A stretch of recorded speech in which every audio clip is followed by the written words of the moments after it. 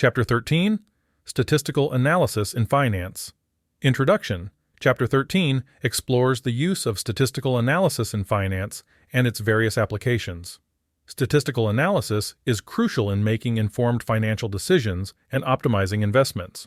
This chapter covers measures of center such as mean, median, and mode, the use of the geometric mean in calculating growth rates, the application of the normal distribution in financial contexts, and the use of data visualization and graphical displays in analyzing financial data.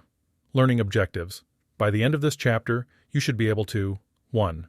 Understand the significance of statistical analysis in finance and its applications. 2. Calculate and interpret measures of center, including mean, median, and mode. 3. Apply the geometric mean to calculate growth rates in finance. 4. Use the normal distribution to analyze financial data. 5. Create and interpret various graphical displays to summarize and analyze financial data. Key points. Statistical analysis is widely used in finance for various applications, including credit scores, retirement planning, and stock market volatility. Measures of center, such as mean, median, and mode, are commonly used in statistical analysis. The geometric mean is used to calculate growth rates in economics and finance. The normal distribution is utilized in financial contexts to analyze data and calculate probabilities.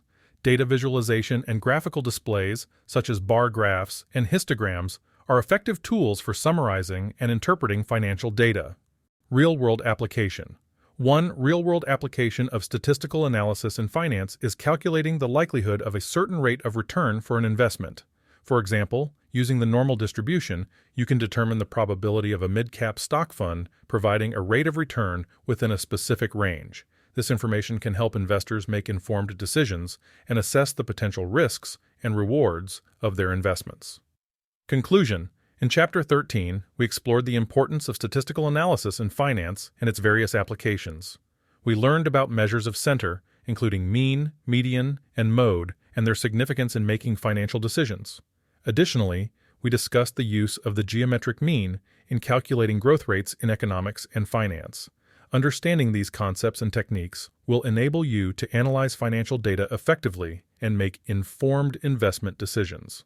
The chapter also introduced the application of the normal distribution in financial contexts, allowing you to calculate probabilities and assess the likelihood of certain outcomes. Furthermore, we explored the use of data visualization and graphical displays in summarizing and interpreting financial data.